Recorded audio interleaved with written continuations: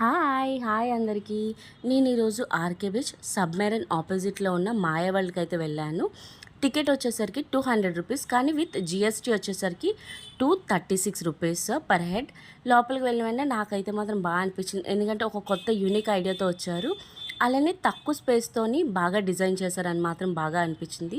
ఈ మాయా వరల్డ్కి అనేది time limit అంటూ ఏమీ లేదు. మనం ఎంతసేపు అయినా ఉండొచ్చు, కానీ ఎక్కువసేపు అయితే ఉండం. అలా నడుస్తూ అలా బయటికి వేచి చూస్తూ వచ్చేస్తాము. అదే ఫొటోస్ దిగితే మాత్రం 1 అవర్ కానీ 30 మినిట్స్ కానీ పట్టొచ్చు, లేకపోతే ఒక 10 మినిట్స్లో చూస్తూ అలా వచ్చేస్తాము. కానీ బాగుంది లోపలంతా కూడా. లైటింగ్స్ అలానే మిర్రర్స్తో బాగా డిజైన్ చేశారు. అలానే గోల్డెన్ రైస్ ఇంకా గ్లోబ్స్తో కూడా చాలా బాగా పెట్టారు. మేమైతే మా ఫ్యామిలీ అలా వెళ్ళాము. మా అన్నయ్య వాళ్ళ పాపనైతే అలా నడిపిస్తూ ఉంటే తనైతే కొంచెం భయపడింది, ఎందుకంటే తన మిర్రర్ తనకే కనిపిస్తుంది, తన ఇమేజ్ తనకే కనిపిస్తుంది. సో నడ్డానికి కూడా కొంచెం భయపడింది. సో చిన్నపిల్లలు అయితే కొంచెం భయపడుతూ ఉంటారు. నార్మల్గా అయితే కొంచెం బాగుంది. లోపల లైటింగ్ వల్ల కొంచెం వేడిగా అనిపించింది లోపలైతే మాత్రం. ఇంకా అలా నడుస్తూ ఉండగా అలానే ఒక దగ్గర అయితే బ్రిడ్జ్లా వచ్చింది. ఆ బ్రిడ్జ్ ఏంటంటే లోపల అలా రొటేట్ అవుతుంటుంది, ఒక గ్లోబ్ రొటేట్ అవుతున్నట్టు.